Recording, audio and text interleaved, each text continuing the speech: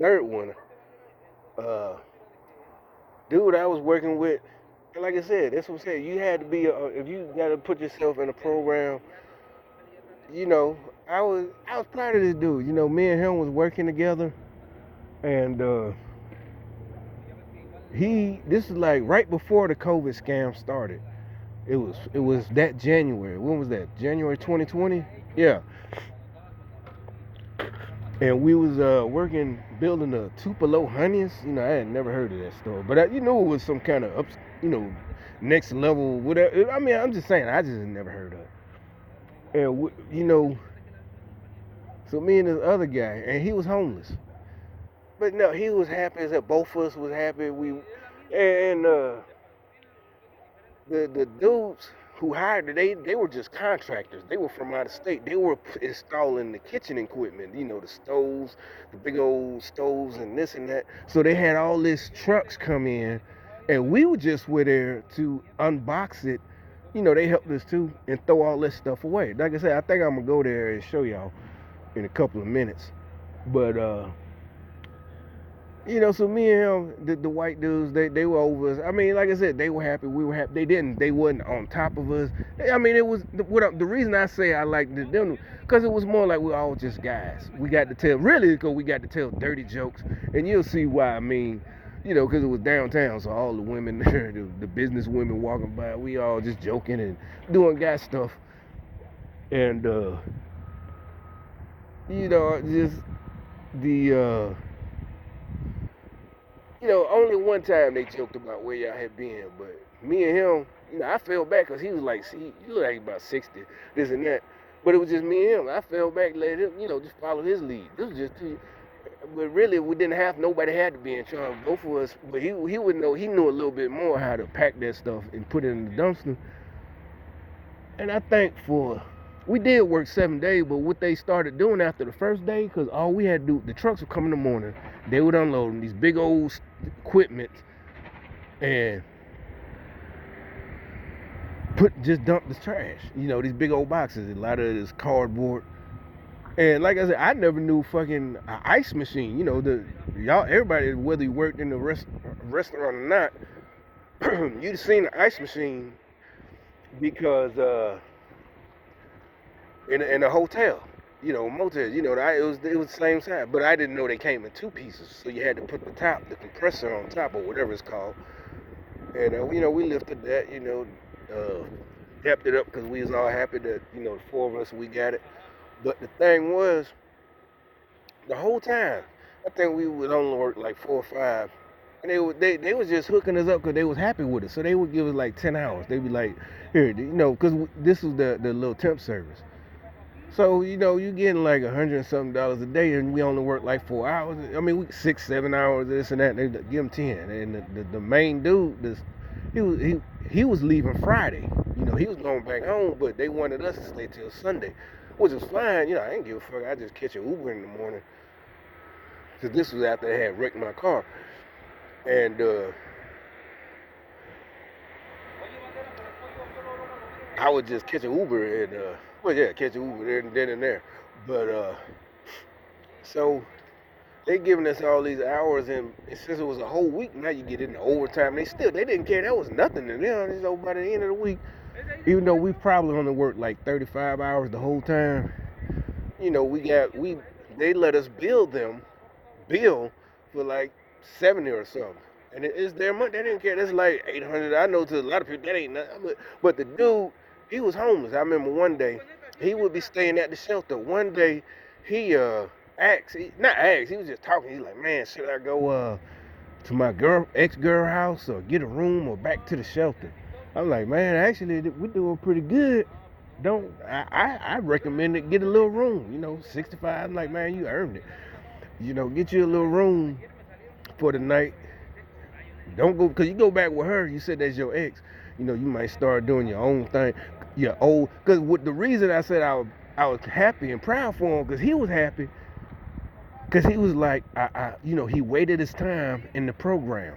Remember how we was talking about this other black dude, most black people know the homeless people, they don't want to get on the program, because you got to stay clean.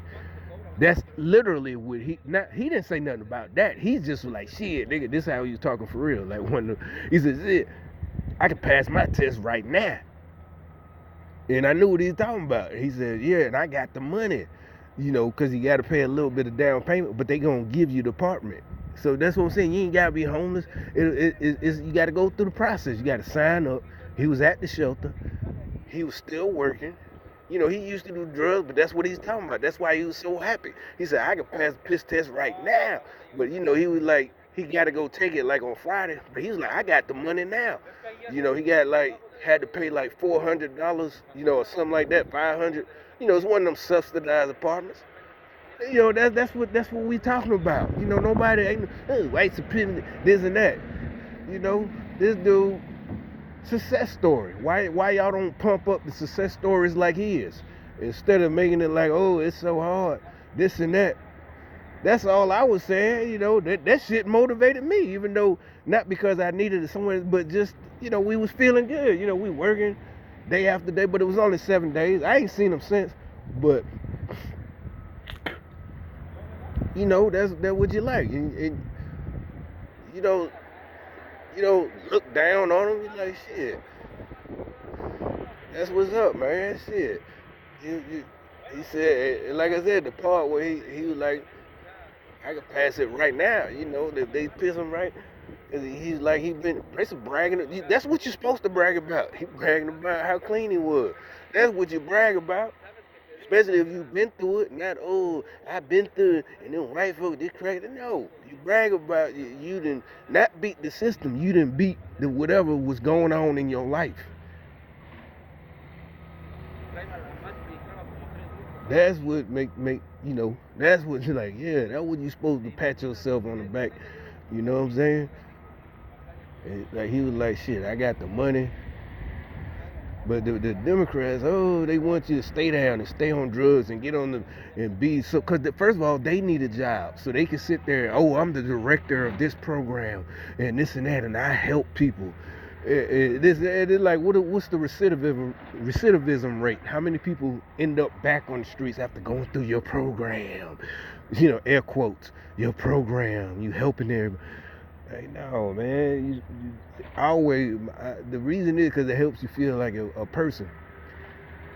Back like a regular person again, because you doing it on your own.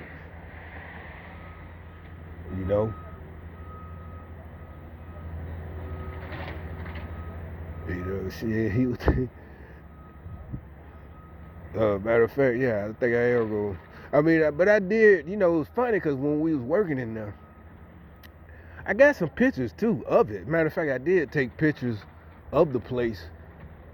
I think I still got them. I got the same phone inside because I was like, I want to come to this because they was like, oh, this place is expensive. I'm like, who gives a fuck? I'm pretty sure, I buy one beer or something for like $8. That's all good. Leave a $3 tip. I ain't finna sitting here and get smashed. Just drink one. And really, I just wanted to fuck with him. I was like, I'm gonna come in here. But then the COVID happened. Cause we helped build it. I mean, only for a week. We ain't built. The building was. It's in. You'll see. But I did end up going there and like that summer, 2020. Just for, whatever. I just ate some wings. I think I ate some hot wings just to see it. But I'm going to go there and make the video right quick. Just to show y'all, like I said, this dude, that's the stories you don't see them pump up their story. They always pump up, this dude, he got beat by the police and this and that, for stealing. But the reason he was stealing is because his life. No, man. This dude, he had that life too. But instead, he took himself to the program, got himself clean, stayed clean, and got his apartment like he was supposed to. Waited in line, stayed clean while he was waiting, and kept working. Kept staying at the shelter, or like he said, like we all, he would work. Sometimes he'd get a room, sometimes not. Cause that's what I was like, shit, man, get you a good night's sleep in that room by yourself. Cause that's why I said, don't go to your ex-girlfriend's house either. Don't go to her. Don't go to the shelter tonight. just at least for one night. I think this was a Wednesday. Because by then we knew the job was gonna at least last to Friday. And then by Friday they was like, shit, we need y'all till Sunday. But the main crew was leaving, and it was just gonna be 3 of us. The last dude who did the fittings, the gas fittings, the guy who know how to do the guy who do the gas, and they still needed us just to, handle and help him move things and shit like that. But yeah. But shit, matter of fact, I think I'm gonna go and shoot on over there now. It's daytime, make this video.